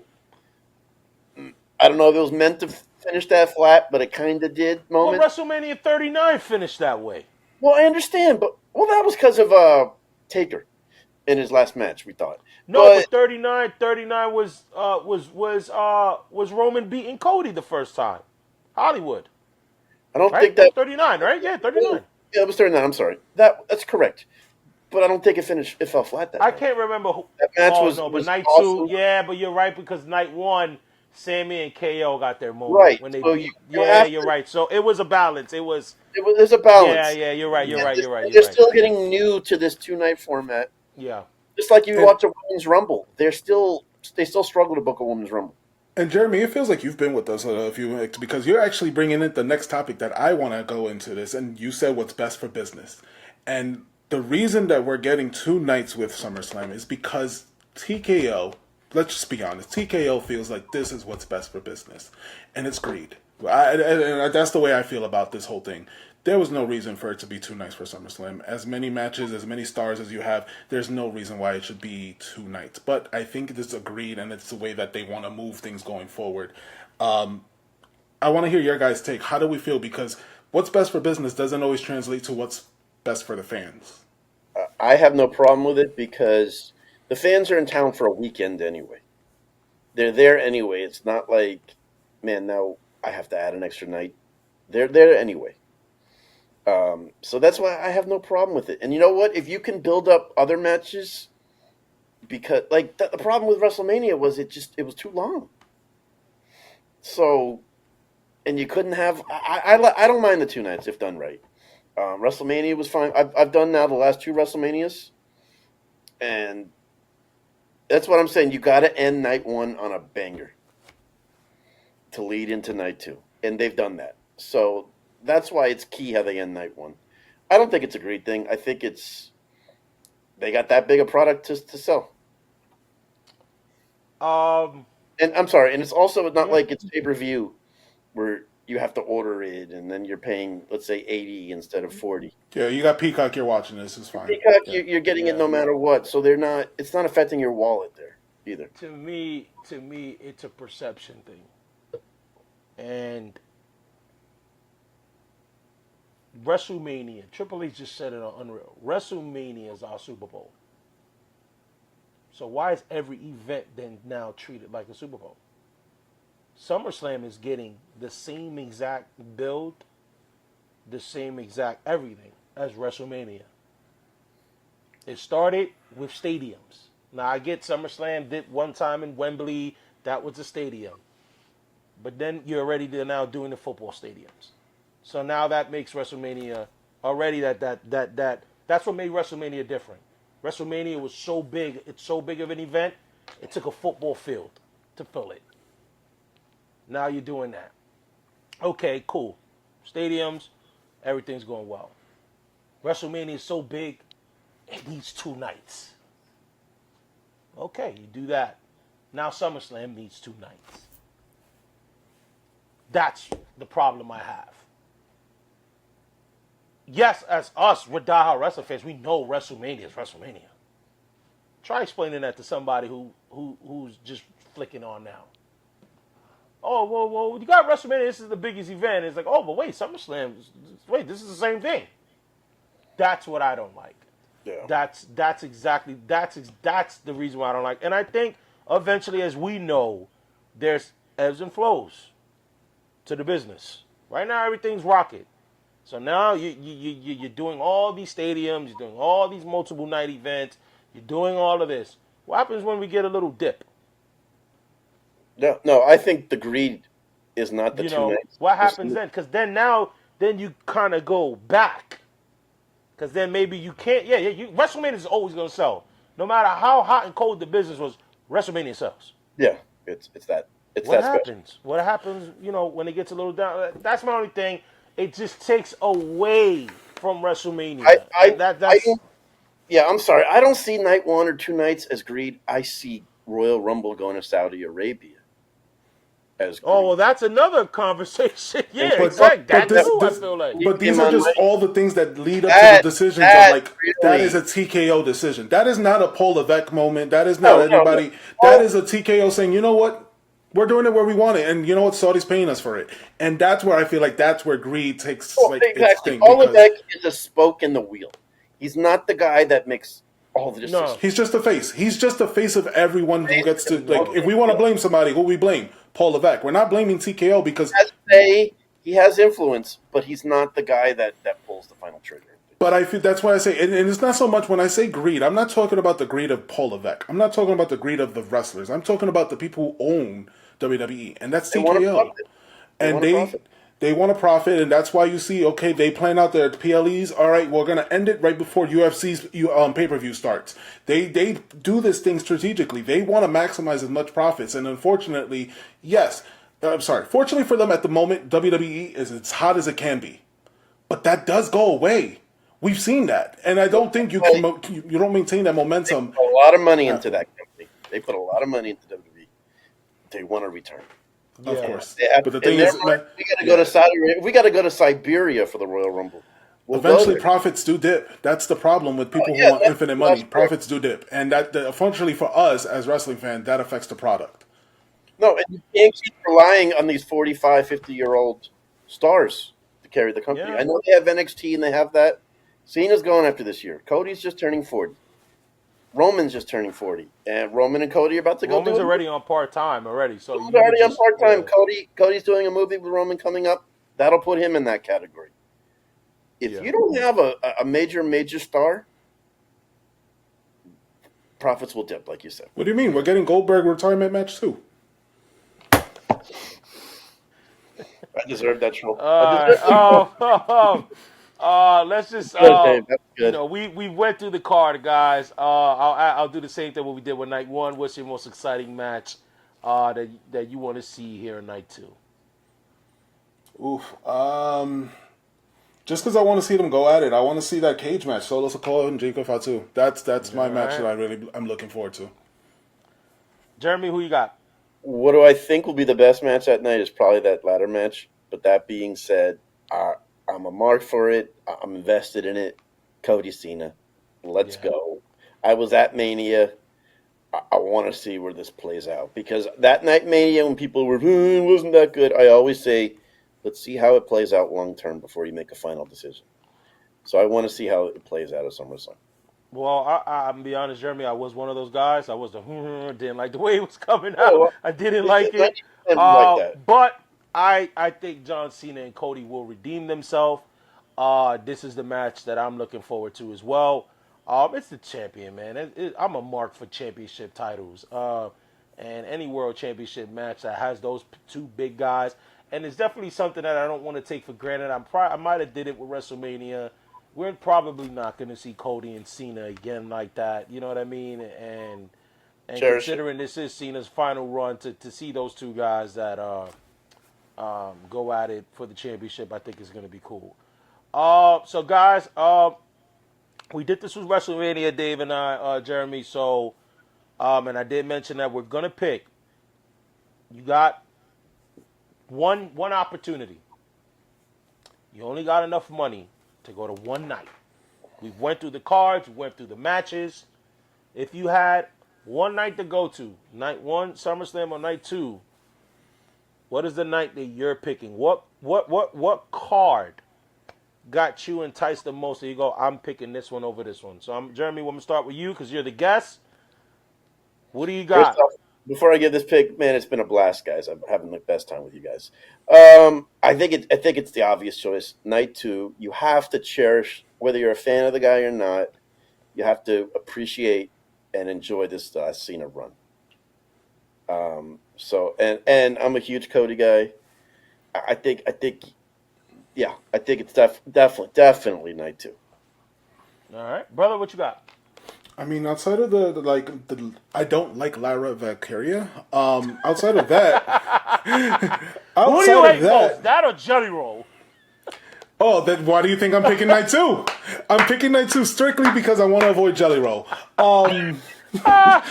No, honestly, no. It's the better card. It's the completely top to bottom better card. Even if I don't like Lyra, I can accept that it's going to be a good match. It's just I don't like her gimmick. Yeah, I think it's unanimous. I'm going with night two. To me, you got Rhea. You got Rhea Ripley, you got Cody, you got John Cena, you got AJ Styles all on the same card. I honestly think the stories of the matches in night two are more enticing to me than night one. Because honestly, outside of the TLC, all matches on night two have great stories, and it's been decent at worst, decent builds. To oh my god, Anthony Volpe just tied the bro. Anthony, sorry guys, I get off the rails, but people that watch our show know that I've been flaming Anthony Volpe. Devin Williams blew the game, brother. He blew the lead, and Anthony Volpe just tied in the ninth inning. Is he getting the Lyra Valkyrie treatment? Oh no, I bomb. It's You know, worse. It's Yeah, worse. it's worse. I've been bombing Anthony I haven't made a Volpe. TikTok. I haven't made a TikTok about Lyra. Omar Got has it, got about it. Volpe. Yeah. We made one Not on a big both. fan. Anthony Volpe. So I'm gonna go with night two. But guys, you let us know in the comments below. We went through the card. What's a match that you want to see the most? What night would you be attending? Is it night one? Is it night two? We don't. I think you got our opinions on that. But this past last week, if you guys tuned into last week's episode, this past episode on Monday, David and I discussed the passing of Hulk Hogan, Terry Bollea. Now, Dave and I had different point of views when it came to Hogan's legacy and what it meant for us individually. So Jeremy, you're a guest, big wrestling fan just like us, and I know you're a big Hogan fan. So I just want to know like your thoughts, just your thoughts in general with when it comes to Hulk Hogan. Man, first, I appreciate the opportunity to speak here about that. Long story short, I became a Hulkamaniac at 6 years old when he defeated the Iron Sheik. And after my folks, Hulk was my guy. I was, man, as big a fan as they come when it comes to that guy. That's he. I truly feel I'm not here talking to you guys about wrestling if it's not for Hulk Hogan. If WrestleMania 1 doesn't work out, we're just talking baseball, hopefully, at the bar. We're not talking wrestling. He's that important to it, and he was one of those people that even then when I got to interact with four almost 5 times, I became an even bigger fan of the guy. I understand he had his flaws and his mistakes, and what he said was unacceptable, regardless of the place in his life he was at. I'll never defend it, and I'd be crazy to do that. But I always say if I canceled every friend of mine for something stupid they said, I wouldn't have really many friends these days. And I think he paid the price for it. He lost a lot of deals. He was kicked out of WWE, and he learned from that, and he apologized. And I hate having to bring that stuff up all the time. Like with George Floyd, I didn't go into his past. I just said it was horrible what happened to the guy. Nothing more, nothing less. And I understand there's two different things, and I get it. But I just wish people can just, I don't know, just move on from it. For me, he was it. He was wrestling. He was the guy. Hulk was it. And my stories with him, he was one of the most down-to-earth dudes I've ever met. It was like talking with you guys here tonight. He was that cool. So it hit me so hard on Thursday. If you had asked me to come on Thursday night, I couldn't have done it. Yeah. I just couldn't do it. It was one of those weird, rare days where people were texting me about it, and I wrote back, I can't talk now. Right. I I think I would get that way, and Dave would tell you. I think and obviously it's inevitable, but the day Brett goes, I think that would be me. So I understand that. I respect, obviously, everyone has different experiences, and with your situation, you're going not only the wrestling aspect, but you're going to personal. Obviously you've had personal interactions with Hulk. Yeah. I think what and I'll just brush over it. What we said last time. I wanted to separate the two. I don't know. Like I said, I don't know if it's just me being selfish, but Brett was my introduction to wrestling. But then, shortly after that, watching Hulk Hogan, those were my two guys. So ripping the shirts. I said it last week. When I go to the beach or the pool, I'm putting on the tanning oil because I need to get that perfect Hogan hot dog tan. And you know what I mean? And but I also understand what he's done, what he's did, and I can't condone that. But selfishly, I just want to just think of Hulk Hogan and not Terry Bollea, because I don't have those interactions with him, so I got to go off what he's done. What's been on record with him. And I think Dave and I, we came up with this, and you might disagree with it. I think you would, because you've had positive interactions with him. But I said Hulk Hogan was a legend. Terry Bollea might have been a piece of shit. So, Dave, you got anything to? Since I side on the opposite end, I guess, of this, and I do this respectfully. I don't do this to say that you or Jeremy need to get rid of your Hogan shirts, and I'm gonna throw tar and feather at you guys. This is not what I'm trying to do. Nice to have a healthy discussion. Yeah, so for me, it's just like I can't separate the two because of what the man has done for wrestling. And I understand we are all wrestlings. We're reason we're doing this right now is because wrestling is still a thing, and he plays a big part into that. For me, it's more so like you chose to do this, and not just at like a young age. You chose to do this as a grown man, and you chose to do this in a business that you have had to work with people who are from different backgrounds. And you, yes, have we all said something behind closed doors that we maybe don't want out there? Sure. But unfortunately for me, it's out there and it's exactly what it is about. It's about what you're calling out your daughter for dating. It's about what you feel like if your family was reincarnated, you would want to be that race. For me, that's hard to separate because that's how you feel behind closed doors. No matter how many interactions you've had with other people, this is how you feel.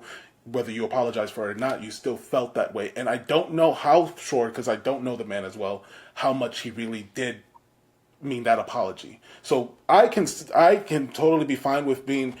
I'm okay with his passing. I understand that everyone feels sad for him. I'm not getting mad at anybody for because they want to separate the two or how much they have affection for him. I don't mind that. Like it's just my personal opinion and how I feel about Hulk Hogan, and I'll go with that. Right. But what I respect about what you're saying here is, if we had had this discussion a year ago or 6 months ago, you would have said the same thing. What upset me last week was, besides the fact I was sad it happened, was people were waiting for that day to pounce on him. And I'm like, he's still got family. He's still got people that like. I thought that was classless. If you and I talked, that's why I respect what you're saying because I know if we had talked 6 months ago or a year ago, or two, you would have said the same thing. I know I just repeated myself. Yeah, It was the and people yeah, who waited, never said anything until that day, and were waiting Mm, for that moment. mm, And I think that says a lot about their character too. right. yeah. And I think we're gonna say just to I guess to predict the future. We're the Simpsons here now. The same thing will happen with Vince McMahon.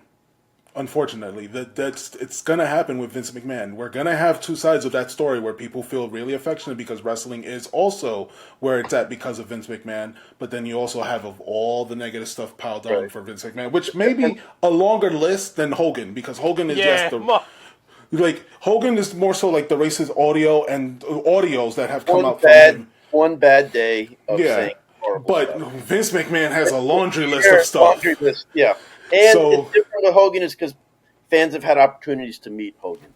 right, Vince has never been in the public eye where he's doing a meet and greet and people get to see him. The only right. Vince you know is what you've seen on TV or what you hear about behind closed doors. Right. So we're gonna hear loving stuff from his people, the people who interacted with him, his Yeah, family and stuff like that, I'm sure, but we're also gonna hear all the dark side of the stories. You know, the dark side of the ring is popular for a reason and I wouldn't be surprised as soon as he dies, there's gonna be a dark side of the well, ring that comes out they for that kind of man. did one, but I think it'll be uh, full I don't fledged. know. It's Vince gonna be always has his hands on everything, no matter yeah, what, even the Netflix yeah. doc. Like, It's gonna be. yeah, But guys, that, and that's the healthy conversations that we should be having. Like I've always said, in order to understand, you got to listen. And you know what I mean. And this is just a healthy conversation about it's polarizing. You know what I mean. That's what happens when it's a figure that's just so big and so it's fingerprint on everyone. I said Hulk Hogan is Kleenex. He's Coca-Cola. If you didn't watch wrestling, yeah. you still know who he was. So it's polarizing, and then I what just he's couldn't have done. thrown my childhood away. Yeah, Now, it's a, if he had no remorse and had come out and said, "I said what I said, screw you," I would be having a different conversation here. and I Um, said it. I said it last week on the show. I think I feel this way because I grew up being a Hulk Hogan fan. Where Ultimate Warrior, I didn't care. I was like, I don't care. The guy's an asshole. The guy's this. The guy's yeah. that. Like, no, this guy has been on public record. Being a bigot and all that sort of stuff. So, but I'm pretty sure maybe people who grew up loving Ultimate Warrior probably don't. Yeah, and what helped Yeah. me with Hogan was the African Americans that he worked with and was no, they all stood up for him when that happened. Yeah. Yeah. If But Dennis Rodman had come out but then, and said, I think, and what sucks is because I also get Dave's point because you get guys like, Mark Henry and you get guys like Booker T, MVP and Booker T that's like, hey, we were there when, he kind of made that apology that wasn't so much like an apology. So, but I like how Devon Dudley. I did see. I didn't get to listen. I know Devon did Yvonne something on wrote his YouTube a channel, really right? touching post saying they crossed Yeah, paths and Hulk asked to talk to him privately. yeah. And So she said, which Hulk did not have to do. He's Hulk Hogan. And right, Hulk said, I was so wrong. I was so dumb.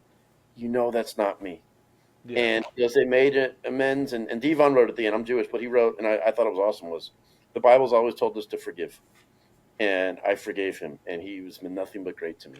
well, he has to. He's Reverend Devon. He's Reverend Dion. Yeah, great one there. And But Deacon when Dennis Batista. Rodman and Jake the Snake came out and said if he was Yeah, raised, there's no way he's wrestling Kamala 3 times a week. yeah, There's no way yeah, he's putting over Junkyard Dog and working with Mr. T. yeah. Um, so he said it's just you could. He said you can't be a pro wrestler and work with a black person if you hate black people.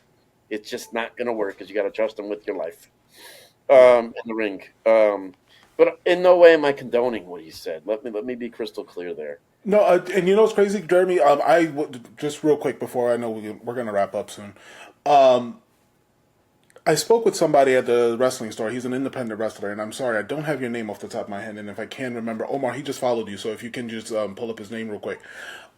We had the same conversation, and I asked him. I was like, "Hey, can you what are your thoughts on the whole Hogan stuff?" And one of the things he kept, and he said it more than once. He's like, he was my childhood. He's also got, the reason why this store exists is because, Hulk Hogan plays a big part. We see the merch all over the room. But he said something else. He's like, I'm not black, so I don't have the right to tell someone how to feel. And that was, Right. for me, that was the most perfect answer you could And, have said. and I Because agree with him 1,000%. yeah, That's he's why like, I'm not judging anyone who disagrees with me. right.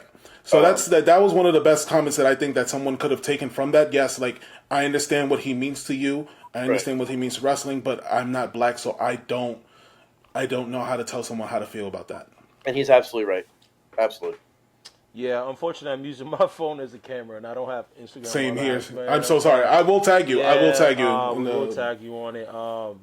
Yeah, it sounds like his name is like almost like an accountant, like something like that. But no, I'm happy that we were able to have this conversation. I have your point of view, Jeremy. You know what I mean, being a lifelong wrestling fan. But guys, let us know in the comments below. I'm not sure if I asked you guys' opinion on the Hulk Hogan matter last part, but we would love to hear your thoughts on Hulk Hogan. Whether you, however you feel towards Hulk Hogan, please let us know in the comments below. Jeremy, man, it's been great having you break down SummerSlam with us. Man, plug what you got to plug, man. Man, first off, I can't thank you guys enough for having me. I had a great time with you guys. Hopefully, you guys gave me enough of a rub where you want me to come back and talk in the future because I had a great time with you guys. But yeah, Rock and Nole YouTube channel. We do wrestling once a week. I try to go to some shows here and there. College football season's right around the corner, so I got a lot of cool vlogs planned. So just check me out on the Rock and Nole YouTube channel and support the Ozone Show. I'm gonna do to you what you did for me. These guys are awesome, and they're here because they're passionate about wrestling. They're not here just because they want to be on camera and they want people to see them. Talk for Even though they have, yourself, man. even I though they love have the very camera. pretty faces. I love the camera. Yeah, but No, but guys, also you shortchanging yourself, Jeremy. Guys, if you even if you're not like, if you want to know the experience of concerts, do you want to know the experience of meet and greets, how that goes? If you've never been to a wrestling, any of the access shows of WWE, or you want to know the cruises, if you guys love cruises, guys, this is the man to tap into. Jeremy has done it. He's been everything. He has great reviews on cruise, on everything. So, guys, even if you're not tapped into, maybe you go for the U. I don't know. Here we go. And you like the cruise ships or whatever, or just Jeremy does all that stuff. Shout outs to go check out Rock and Nose. Dave's gonna have all the links in the description below. Thank you, Jeremy, for tapping in. thank And you maybe for we'll having get you. Maybe we'll get you soon. We'll have more wrestling to talk. me. Okay. Anytime you need me, you just pick up the We'll phone. get you in. We'll But get guys, you in. Guys, real quick, before Omar leads into his spiel, Casey Vi is the guy that I wanted to mention. Casey Vi is a wrestler who also was working at the Superplex City store in Disneyland. Go check him out. He has a nice gimmick. I like it. I really do like his look. Sorry about yeah, maybe we can get him on. Maybe we can get He him on. he actually brought up that he would like to be part of this, if anything, some point. So yeah, Tell maybe you, we can get him on. If you have We're a not- chance to get an indie wrestler on your show, man, you're really making a difference in the wrestling community, man. Like, Yeah, we're gonna try to get him on. And I would love to go to a show. I still got to go to a show with you, Jeremy, out here because we got some good We've been in independent companies. negotiations for over a year. Yeah. But let's make it happen now. We finally Let's do made the that. pod thing happen. So now let's go Baby check steps, out a show. But, But you have my guys, number anytime. yeah, but guys, thank you so much for tapping in with you guys. I hope you guys are fully prepared now for the biggest event of the summer, which is SummerSlam. It's been amazing, and we'll holler at you guys on Monday because we be always delivering that fire. Go ahead, brother. plug us in. Plug us in. Where we at? Plug us in. Oh yeah, that's right. We're all over the place, guys, because we're all over. We're at Twitter, Instagram, TikTok, Reddit, And Threads. and Threads. You were there. You were right there. You were right there. That was perfect last week. Damn. But follow us on all our social media platforms for the fire, because that's what we're always doing. And until then, we see you guys next week. This is more than a podcast. It's a sports throne. Let's kick it off right. Welcome to the Ozone.